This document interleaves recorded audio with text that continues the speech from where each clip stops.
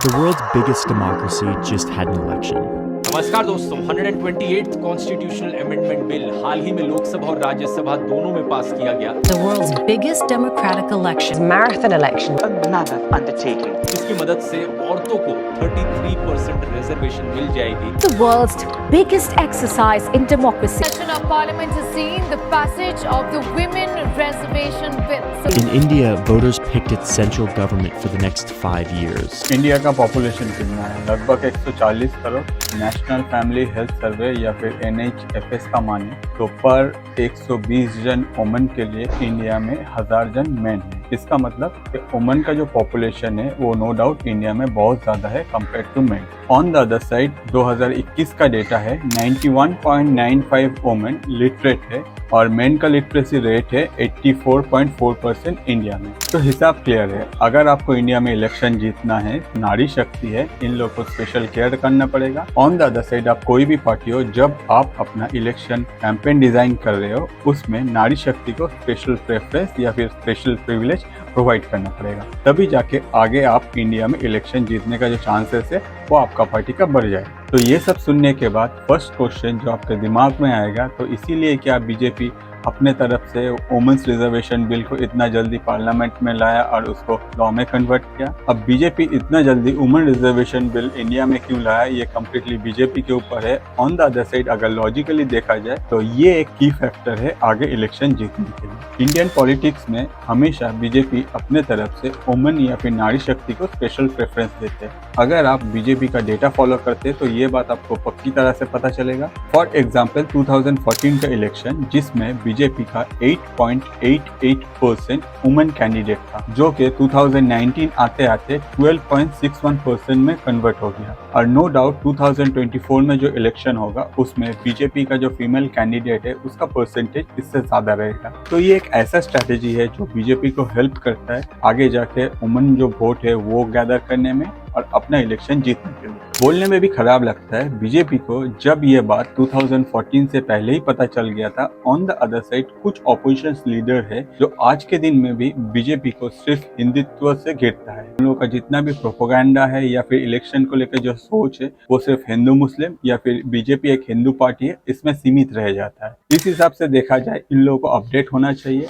आप बोलेंगे कि कैसे पता चलता है आपको ये बात? हो सकता है कि आपको ये बात अच्छा नहीं लगे या फिर आप ऑपोजिशन को सपोर्ट करते हो, मगर इसके पीछे भी एक रीजन है। आप कोई भी चैनल उठा लीजिए जिसमें इवनिंग में डिबेट हो, उनमें अगर ऑपोजिशन का कोई भी लीडर आता है और उसको लॉजिकली कोई भी एंकर कुछ पूछता है तो उस ऑपोजिशन लीडर का आंसर हमेशा कुछ भी पूछने से एक ही आता है। इतना एक्साइटेड मत होइए, बैठ तो जाइए। अरे सर बैठ तो जाइए, बैठ तो जाइए।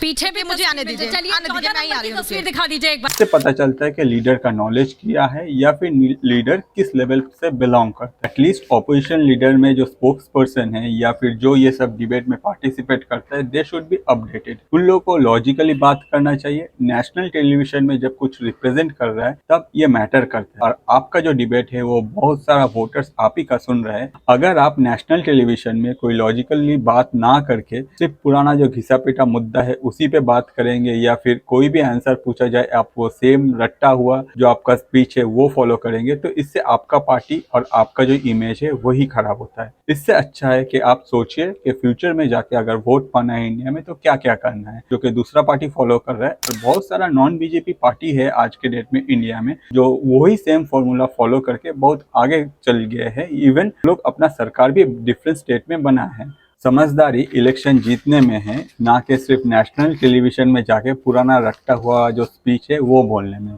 समझदारी का बात आया तो बीजेपी ने अपना बहुत सारा कैंपेन ऐसे लॉन्च किया है जिससे आगे जाके जो वुमेन वोट है वो बीजेपी को मिले। फॉर एग्जाम्पल बेटी बचाओ बेटी पढ़ाओ, CBSE Udaan scheme for girls, working women hostel, one stop centre scheme, women helpline scheme, महिलाएं हाट, Mahila police volunteer, step support to training and employment programme for women, Swadhar Greh, Mahila Shakti केंद्र MSK, उज्ज्वला योजना जो कि 2016 में लॉन्च हुआ था, ये काफी हिट है। 10 करोड़ बेनिफिशियरी है इसी उज्ज्वला योजना में। उसके बाद है प्रधानमंत्री मुद्रा योजना, स्वच्छ भारत के अंदर इज्जत घर जिसके अंदर टॉयलेट्स है। ये सारा कुछ जो मैंने आपको बताया इनमें से ज्यादातर 2014 के बाद और 2019 के इलेक्शन के पहले लॉन्च किया गया था, जिससे जाके वुमेन वोट जो है और वुमेन का जो सपोर्ट है वो बीजेपी के तरफ गया और बीजेपी इलेक्शन जीत लिया। कोई भी गवर्नमेंट स्कीम जब डिजाइन किया जाता है तब बहुत सारा फैक्टर्स को फॉलो किया जाता है,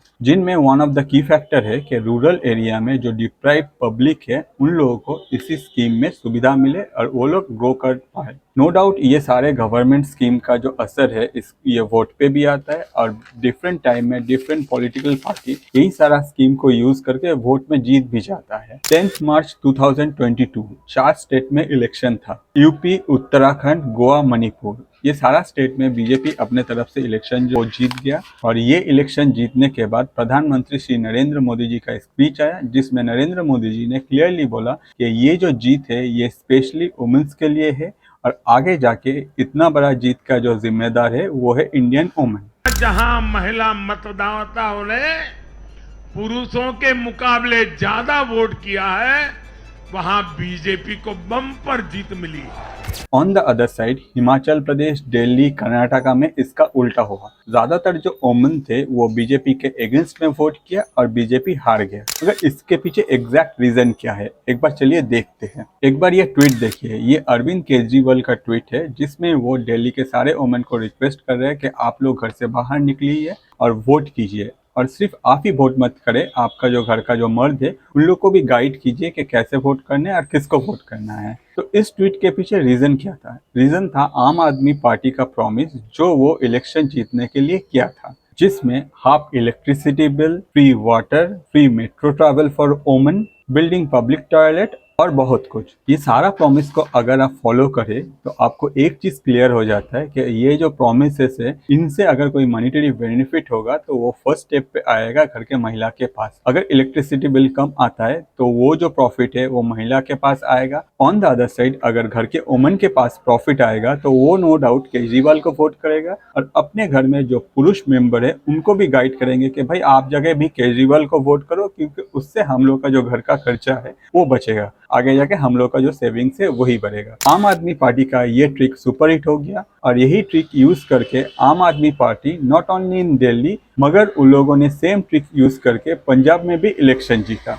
भगवंत मान आम आदमी पार्टी का पंजाब का सीएम बना। ऑन द अदर साइड आम आदमी पार्टी को नेशनल पार्टी का भी दर्जा मिल गया। इस हिसाब से देखा जाए पंजाब में भगवंत मान इलेक्शन जीतने से पहले जो प्रॉमिस किया था वो पंजाब को थोड़ा सा कॉस्टली पड़ा। क्यों, वो मैं आगे जाके आपको बताता हूँ। ये सब सुनने के बाद आपको शायद लगेगा कि जब ये हो रहा था तब कांग्रेस क्या कर रहा था। ऐसा नहीं है कि कांग्रेस को ये बात पता नहीं या फिर कांग्रेस ये फार्मूला यूज नहीं कर रहा है। कांग्रेस ने यही फार्मूला यूज किया कर्नाटका में और कांग्रेस ये इलेक्शन जीत गया। और कर्नाटका इलेक्शन जीतने के लिए कांग्रेस का मेन जो वेपन था वो था अपना मैनिफेस्टो। कर्नाटका इलेक्शन में कांग्रेस का जो मैनिफेस्टो था उसमें 6 पेज में कांग्रेस जाके वुमेन सेंट्रिक जो ऑफर्स थे या फिर वुमेन लोगों के लिए स्पेशल जो प्रिविलेज प्रोवाइड किया जा रहा था उसके बारे में बात किया है। For example her female graduate को 3000 पर मंथ देना। ऑन द अदर साइड अगर आप बीजेपी का मैनिफेस्टो देखें तो 36 पेज में जाके बीजेपी वुमेन रिलेटेड जो स्कीम था उसके बारे में बात किया। ये ऐसा गलती था जो बीजेपी को भारी पड़ा। ऑन द अदर साइड इसी गलती के लिए कांग्रेस कर्नाटका इलेक्शन में आगे निकल गया। तो अगर आपको 2024 में इलेक्शन जीतना है तो आपको नारी शक्ति के लिए स्पेशल अपना जो स्कीम है वो डिजाइन करना पड़ेगा। साथ ही साथ आपका पार्टी का जो इलेक्शन मैनिफेस्टो रहेगा उसमें नारी शक्ति का जो पेज है वो ऊपर में रखना पड़ेगा। इस हिसाब से आपका जो इन्फ्लुएंस है वो ज्यादा होगा वुमेन्स वोट पे और वुमेन जाके आपको वोट देगा। और अगर आपका सोच सिर्फ इलेक्शन जीतना है तो आप अपना मैनिफेस्टो में नारी शक्ति के लिए कुछ भी स्कीम ला सकते हैं, कुछ भी बोल सकते हैं, जिससे शायद हो सकता है कि आप इलेक्शन जीत जाए मगर आगे जाके आप अपना कंट्री के लिए कुछ पॉजिटिव नहीं कर पाएंगे।